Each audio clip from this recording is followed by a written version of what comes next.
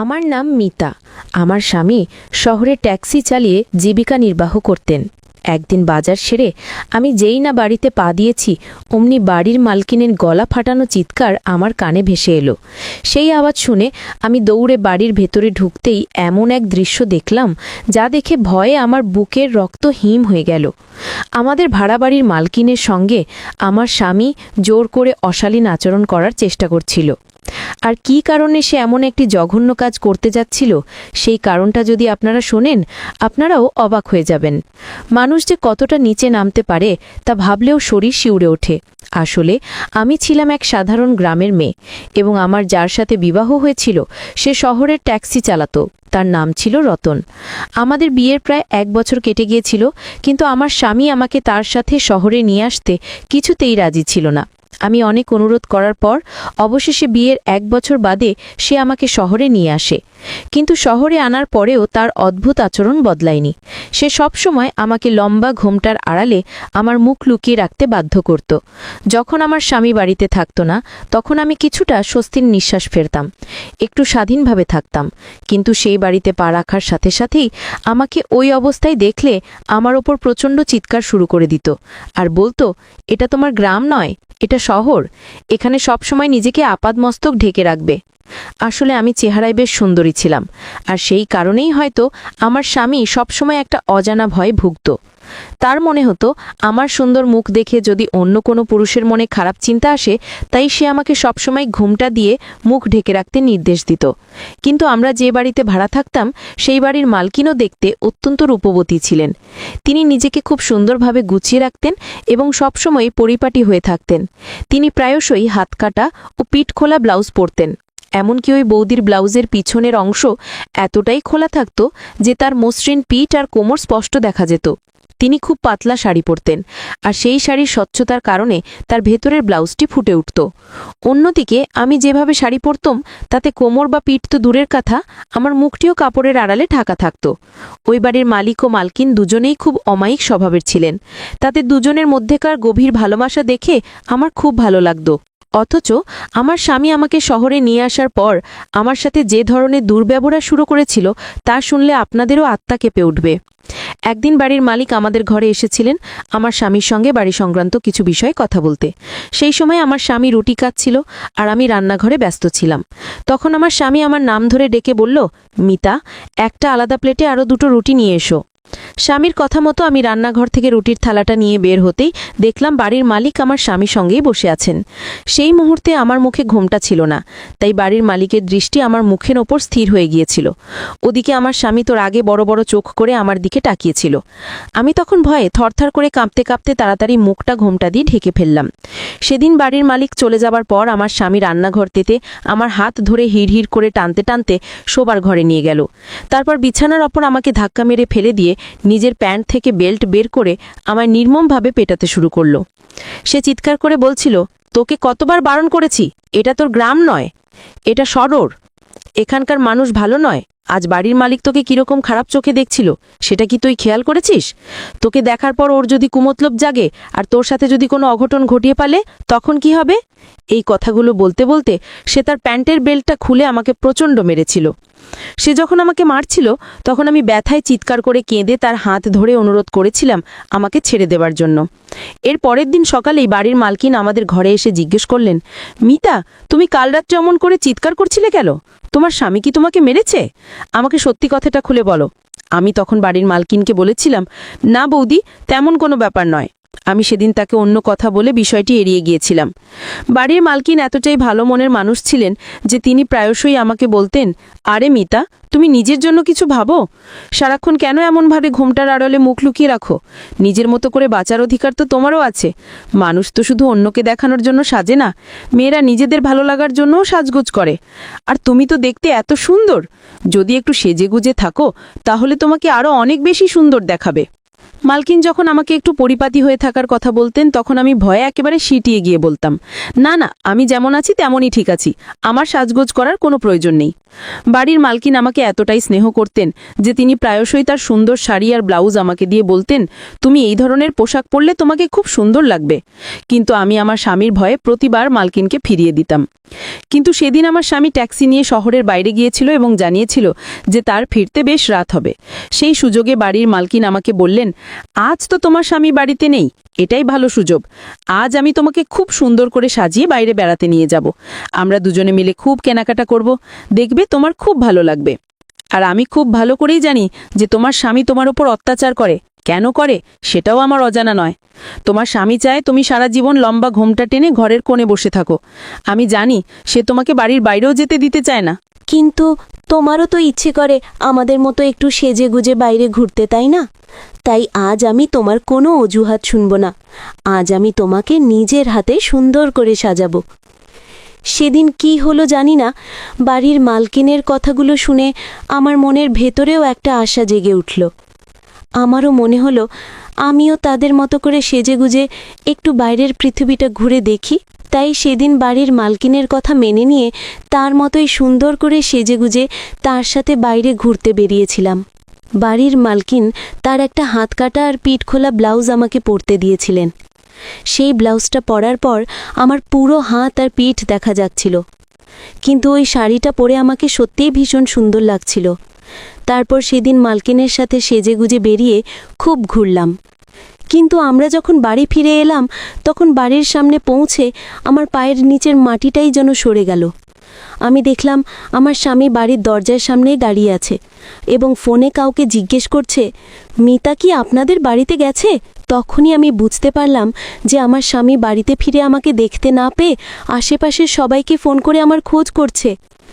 আসলে সেদিন আমার স্বামীর রাতে ফেরার কথা থাকলেও তার গাড়িতে কিছু সমস্যা হওয়ায় সে মাঝপথেই গাড়িটা মেকানিকের কাছে লিখে দিয়ে বাড়িতে ফিরে এসেছিল।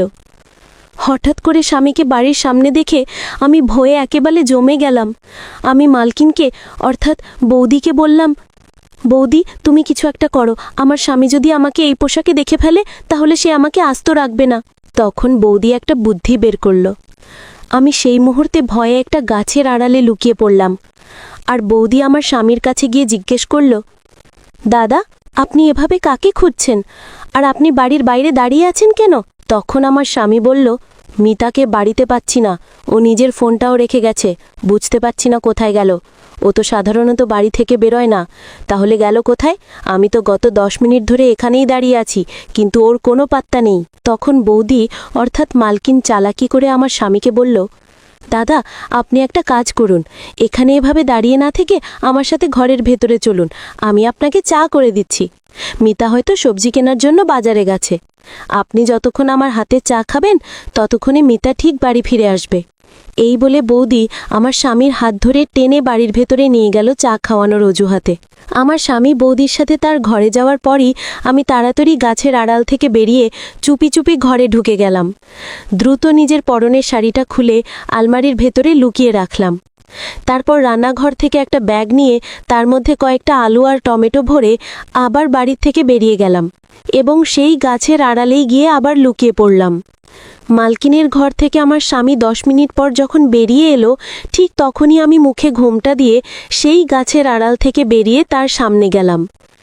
আমার স্বামী আমাকে দেখেই রাগী গলায় জিজ্ঞেস করল, এতক্ষণ কোথায় ছিলে তুমি? আমি তখন ব্যাগটা খুলে দেখিয়ে বললাম, সবজি কিনতে গিয়েছিলাম। আমি যখন তাকে প্রথমবার বললাম যে সবজি কিনতে বাইরে গিয়েছিলাম, তখন সে বাড়ির মালকিনের সামনেই আমার ওপর রেগে গিয়ে বলল, সবজি কিনতে 1 ঘন্টা সময় লাগে, মিথ্যে কথা বলার আর জায়গা পাও না, সত্যি করে বলো কোথায় ছিলে তুমি? আমি তখন ভয়ে কাঁপতে কাঁপতে আবার মিথ্যে করে বললাম, দর্জির কাছে একটা জামা সেলাই করতে দিয়েছিলাম, সেই জন্যই ফিরতে এত দেরি হয়ে গেল। আমার স্বামী সেদিন বুঝতেই পারেনি যে আমি আর বৌদি মিলে তাকে মিথ্যে কথা বলেছি। কিন্তু তার 2-1 দিন পরেই আমার স্বামী যখন আলমারি খুলে তার কিছু কাগজপত্র বের করতে গেল, তখন বাড়ির মালকিনত দেওয়া সেই হাতকাটা ব্লাউজ আর শাড়িটা তার চোখে পড়ে গেল। সেটা দেখেই আমার স্বামী প্রচণ্ড রেগে গিয়ে জিজ্ঞেস করল, এই ধরনের শাড়ি আর ব্লাউজ আমার আলমারিতে কি করছে? আমি তখন আবার একটা মিথ্যে কথা বানিয়ে বললাম যে ওই ব্লাউজটা বৌদি আমাকে সেলাই করার জন্য দিয়ে গেছেন। সেদিন অনেক কষ্টে একটা মিথ্যে অজুহাত দিয়ে আমি স্বামীর মারের হাত থেকে বেঁচে গিয়েছিলাম। আমার কথা শুনে সে আর কিছু বলেনি। আসলে আমি ভুলেই গিয়েছিলাম যে বৌদির শাড়ি আর ব্লাউজটা ফেরত না দিলে আমার স্বামী আমাকে সন্দেহ করতে পারে, আর যদি সে সত্যিটা জেনে যেত তাহলে তো আমাকে জ্যান্ত মাটিতে পুঁতে ফেলতো। এরপর আমি তাড়াতাড়ি করে বৌদির শাড়ি আর ব্লাউজটা তাকে ফেরত দিয়ে এসেছিলাম। সেই ঘটনার পর থেকে আমি সুযোগ পেলেই বৌদির সাথে সেজেগুজে বাইরে ঘুরতে যেতাম, আর এই বিষয়ে আমার স্বামীর কোনো ধারণাই ছিল না। এভাবেই আমার দিনগুলো বেশ ভালোই কাটছিল। স্বামী যখন বাড়িতে থাকতো না তখন আমি বাইরে যেতাম, আর সে যখন বাড়িতে থাকতো তখন আমি ঘোমটা দিয়ে থাকতাম। সে তার কাজে বেরিয়ে গেলেই আমি আবার বৌদির সঙ্গে সেজেগুজে বাইরে ঘুরতে যেতাম। সেদিনও আমি আর বৌদি বাইরে ঘোরাঘুরি করে যখন বাড়ি ফিরলাম তখন বৌদি আমাকে বলল, আমিও তোমার সাথে তোমার ঘরে যাই, তুমি তাড়াতাড়ি শাড়িটা খুলে আমাকে দিয়ে দাও আর নিজের শাড়িটা পরে নাও, না হলে তোমার স্বামী জানতে পারলে আবার তোমার ওপর সন্দেহ করবে। এরপর আমরা দুজন যখন ঘরের ভেতরে পা রাখলাম তখন আমার মাথায় যেন আকাশ ভেঙে পড়ল, কারণ আমার স্বামী ঘরের বিছানাতেই বসেছিল, আর সে আমাকে আর বৌদিকে দেখে একটা শয়তানি হাসি দিয়ে বলল, তুই কি ভেবেছিলিস এভাবে মিথ্যে কথা বলে হাত কাটা ব্লাউজ পরে বাইরে ঘুরে বেড়াবি আর আমি কিছুই জানতে পারবো না? তারপর সে বিছানা থেকে উঠে এসে আমার চুলের মুঠি ধরে বলল, এভাবে নিজের পিঠ আর পেট দেখিয়ে বাইরের ছেলেদের নিজের দিকে টানার জন্য বাইরে যাস, তাই না? সেই যখন আমার চুলের মুঠি ধরেছিল তখন বাড়ির মালকিন আমার স্বামীর হাত ধরে বলল, মিতাকে ছেড়ে দিন, ওকে এভাবে মারার কোনো অধিকার আপনার নেই। আমার স্বামী তখন আরও বেশি রেগে গিয়ে বাড়ির মালকিনকে বলল, তুমি এখান থেকে বেরিয়ে যাও। আমাদের দুজনের মাঝে কথা বলার কোনো অধিকার তোমার নেই, আর আজ যা কিছু হচ্ছি তার জন্য একমাত্র তুমিই দায়ী। তুমি আমার বউকে খারাপ রাস্তায় নিয়ে গেছো। এরপর সে বৌদিকে আমাদের ঘর থেকে বের করে দিয়ে দরজা বন্ধ করে দিল। তারপর সে আমাকে প্রচণ্ড মেরেছিল, আমার গলা টিপে ধরেছিল, যার ফলে আমার গলায় দাগ হয়ে গিয়েছিল। আমাকে মারার পর সে সোজা বাড়ির মালকিনের ঘরে ঢুকে তার গলা টিপে ধরে বলল, তোমার এত সাহস হয় কি করে আমার বউকে নিজের মতো বেহায় আর নির্লজ্জ বানানোর? তোমাদের তো লজ্জা শরমের বালাই নেই, তোমরা তো পোশাক ছাড়াও বাইরে চলে যেতে পারো, তাই বলে কি তুমি আমার বউকেও তোমার মতো বানাবে? তখন বাড়ির মালকিন আমার স্বামীর গালে সজোরে একটা চড় মেরে বলল, তোর সাহস হয় কি করে আমার ঘরে ঢুকে আমাকে এভাবে স্পর্শ করার? এই বলে বাড়ির মালকিন আমার স্বামীকে ধাক্কা দিয়ে নিজের ঘর থেকে বের করে দিয়েছিল। ওই ঘটনার 2 দিন পর আমার স্বামীর মোবাইলে আমি যা দেখেছিলাম তাতে আমার মাথা ঘুরে গিয়েছিল, কারণ আমার স্বামী লুকিয়ে নিজের মোবাইলে একটি মেয়ের ভিডিও দেখছিল। আমি যখন তার কাছে গেলাম তখন ওই মেয়েটির মুখ দেখে আমার পায়ের নিচের মাটিটাই যেন সরে গেল। আমার স্বামী যে মেয়েটির ভিডিও দেখছিল সে আর কেউ নয়, আমাদের বাড়ির মালকিন। আসলে বাড়ির মালকিন যখন স্নান সেরে এসে পোশাক ছাড়া অবস্থায় নিজের শরীরে ক্রিম লাগাচ্ছিলেন, সেই সময় আমার স্বামী জানালার ফাঁক দিয়ে নিজের মোবাইলে বৌদির সেই অবস্থার ভিডিও করে রেখেছিল। আমি যখন আমার স্বামীকে বলেছিলাম, তোমার লজ্জা করে না আমাদের বাড়ির মালকিনের এমন অবস্থার ভিডিও নিজের মোবাইলে তুলে রেখেছ? আমি এক্ষুনি সব কথা মালকিনকে গিয়ে বলে দেব, না হলে তুমি এক্ষুনি নিজের মোবাইল থেকে বৌদির ভিডিওটা ডিলিট করো। আমি যখন স্বামীকে এই হুমকি দিয়েছিলাম তখন সে আমাকে প্রচণ্ড মেরেছিল এবং ঘরের ভেতরে দড়ি দিয়ে বেঁধে রেখেছিল। সে বলেছিল, তোর ওই মালকিন আমাকে অপমান করেছে, আমাকে চড় মেরেছে, এর প্রতিশোধ আমি নিয়েই ছাড়ব। এই কথা বলে আমার স্বামী বৌদির ঘরে গিয়ে তার সেই ভিডিওটি দেখিয়েছিল। তখন বৌদি বলেছিল, ওই ভিডিওটি যদি আমার স্বামী তার মোবাইল থেকে ডিলিট না করে তাহলে তিনি থানায় গিয়ে তার নামে অভিযোগ করবেন। আমার স্বামী বাড়ির মালকিনের এই হুমকিতে আরও রেগে গিয়ে জোর করে তার শাড়ি ও ব্লাউজ খুলে তার সঙ্গে নোংরামি করার চেষ্টা করেছিল। এমনকি ব্লাউজ খোলার পর বৌদির নরম শরীরে এমনভাবে দাঁত বসিয়ে দিয়েছিল যে সেখান থেকে রক্ত বের হতে শুরু করেছিল। আমার স্বামী বৌদির সাথে আরও খারাপ কিছু করার আগেই ওই বাড়ির মালিক বাড়িতে এসে উপস্থিত হন। আসলে আমার আগেই সন্দেহ হয়েছিল যে আমার স্বামী বৌদির সাথে খারাপ কিছু করার পরিকল্পনা করছে। শুধু তাই নয়, আমি আগেই দেখে ফেলেছিলাম যে আমার স্বামী বাড়ির মালকিনের আপত্তিকর অবস্থার ভিডিও করেছে। আমি সেদিন রাতেই বাড়ির মালিককে ফোন করে সব কথা জানিয়ে দিয়েছিলাম যে আমার স্বামী বৌদির সাথে খারাপ কিছু করতে পারে এবং তারা যেন সতর্ক থাকে। যেহেতু আমি আমার স্বামীকে খুব ভালোভাবেই চিনতাম, আমি এটাও জানতাম যে বৌদি তাকে চর মেরে অপমান করার পর সে চুপ করে বসে থাকার পাত্র নয়। আমার কথা শোনার পর সেদিন বাড়ির মালিক বাড়ির আশেপাশেই ছিলেন। এরপর বাড়ির মালকিন যখন আমার স্বামীর অত্যাচার সহ্য করতে না পেরে চিৎকার ও ধস্তাধস্তি শুরু করেছিলেন, ঠিক তখনই বাড়ির মালিক ঘরের ভেতরে ঢুকে আমার স্বামীকে বেদম মেরেছিলেন। তিনি বলেছিলেন, তুই একটা অত্যন্ত নিচু মনের মানুষ। আমি স্বপ্নেও ভাবতে পারিনি যে তুই আমার স্ত্রীকে স্পর্শ করার সাহস করবি। তোদের মতো মানুষকে আমি নিজের বাড়িতে ভাড়া দিয়ে অনেক বড় ভুল করেছি। আমার স্ত্রী অনেক আগেই তোর ব্যাপারে আমাকে বলেছিল যে তুই কিভাবে মিতাকে মারধর করিস। এত জঘন্য মানসিকতা নিয়ে তুই জীবনে কোনো দিনও এগোতে পারবি না। আর তোর মতো কিছু মানুষের জন্যেই মেয়েরা নিজেদেরকে কোথাও সুরক্ষিত মনে করে না। তুই যে মেয়েদের পোশাক নিয়ে কথা বলিস, যে মেয়েরা ছোট পোশাক পরে শুধু ছেলেদের আকর্ষণ করার জন্য, এটা তো সম্পূর্ণ ভুল ধারণা।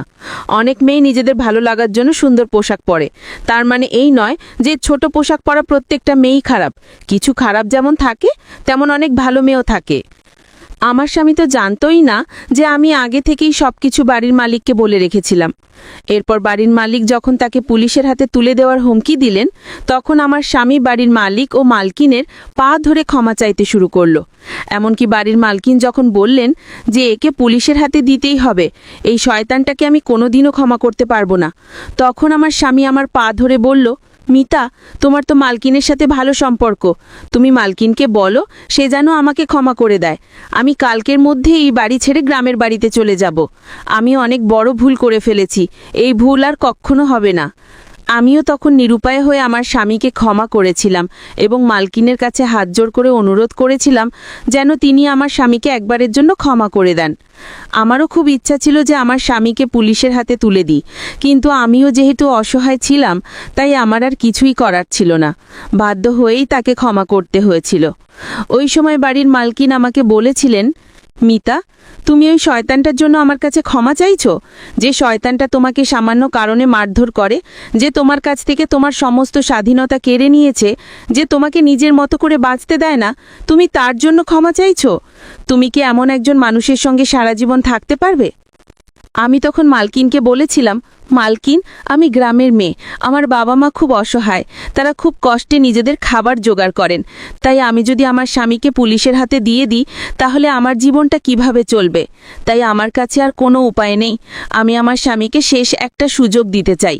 এরপরেও যদি সে আমার সাথে এমন খারাপ ব্যবহার করে, তাহলে আমি তাকে ছেড়ে দিতে এক মুহূর্ত ভাবব না। এরপর মালকিন আমাকে বলেছিলেন, তোমার যদি ভবিষ্যতে কোনো অসুবিধে হয়, তাহলে অবশ্যই আমাকে ফোন করে জানাবে, আমি তোমাকে সাহায্য করব। এর পরের দিন সকালেই আমি মালকিনের বাড়ি ছেড়ে দিয়ে আমার স্বামীর সঙ্গে গ্রামের বাড়ির উদ্দেশ্যে রওনা হয়েছিলাম। গ্রামের বাড়িতে আসার পর আমার স্বামীর স্বভাবে বেশ কিছুটা পরিবর্তন এসেছিল। আমি গ্রামের বাড়িতে আসার পরেও মালকিনের সঙ্গে যোগাযোগ রেখেছিলাম আর তার সাথে রোজ ফোনেই কথা বলতাম। আমার স্বামী আগের চেয়ে নিজেকে অনেক বদলে ফেলেছে। গ্রামে আসার পর সে আমাকে কোথাও ঘুরতে নিয়ে গেলে আমার মুখে আর লম্বা ঘোমটা দিত না। এখন আমি আমার স্বামীর সঙ্গে মোটামুটি ভালোই আছি। শহর থেকে গ্রামে ফিরে আসার পর থেকে সে এখন পর্যন্ত আমার গায়ে একবারও হাত তোলেনি। তবে সে যদি ভবিষ্যতে কোনো দিনও আমার গায়ে হাত তোলে, তাহলে কিন্তু আমি তাকে ছেড়ে অবশ্যই আমার বাবা মায়ের কাছে ফিরে যাব। বন্ধুরা, আজকের গল্পটি এখানেই শেষ করছি। গল্পে কোনো ভুল ত্রুটি হয়ে থাকলে ক্ষমা করে দেবেন। গল্পটি ভালো লাগলে অবশ্যই লাইক, শেয়ার এবং সাবস্ক্রাইব করতে ভুলবেন না। ধন্যবাদ।